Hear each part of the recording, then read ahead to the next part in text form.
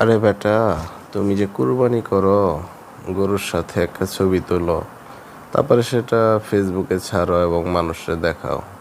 তুমি মনে করছো কি তোমার কুরবানি হবে? না। আবার তুমি হজ করতে যাও, হজ করতে যায় তুমি মনে করো যে হ্যাশট্যাগ দাও হজে গেছো। তুমি তুমি কি মনে করো তুমি মানুষকে দেখানোর জন্য হজ করতেছো? এটা তো এটাই তো প্রমাণ করে, তাই না? আল্লাহর ইবাদত করবা, এমনভাবে করবা যেন কেউ না জানে, পৃথিবীর কেউ না জানুক, সমস্যা নাই। তুমি তো আল্লাহর রাজি খুশির জন্য তুমি এই কুরবানি হজ করতেছো, তাই না? কেউ না জানুক, কোনো সমস্যা নাই। কিন্তু আল্লাহ তাআলা তোমার হজটাকে, কুরবানিটাকে কবুল করব। এখন তোমার একটা বড় গরু আনতে হবে, তারপর কুরবানি দিতে হবে, এটা তো ঠিক না। একটা খাসি দাও তুমি, সমস্যা নাই, কিন্তু সেটা আল্লাহকে রাজি খুশি করার উদ্দেশ্যে। তুমি কেন ওই ফেসবুকে ছবি ছাড়ো, গরু কিনে ফেললাম, হ্যাঁ, 2025 ডান, এগুলো ঠিক না ভাই। আমার কথাগুলো খারাপ লাগলে আমার ভিডিওটা অ্যাভয়েড করেন, সমস্যা নাই। আমার কথাগুলো অ্যাভয়েড করেন, কোনো সমস্যা নাই।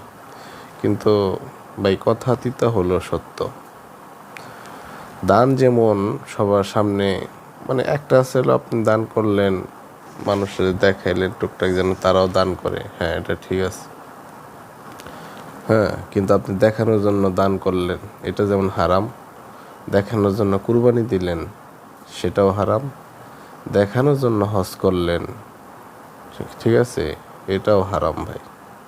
ভাই সব কিছু একটু ভাইবা চিন্তা করেন, ঠিক আছে? প্রত্যেকটা জিনিসেরই একটা সিস্টেম আছে, আল্লাহ তাআলা সব সিস্টেম শিখাই দিছে, ঠিক আছে? আপনি প্রত্যেক বছর হজে যেতেছেন আর একটা করে ছবি দিতেছেন, কেন ভাই? এটা তো ঠিক না। আপনি বুঝাইতে চাইতেছেন আপনি প্রত্যেক বছর হজ করেন? ভাই এটা একটা জাস্ট আমার উপদেশ, মানলে ভালো, না মানলে কোনো সমস্যা নাই। আপনার কবরে আপনি যাবেন, আমার কবরে আমি।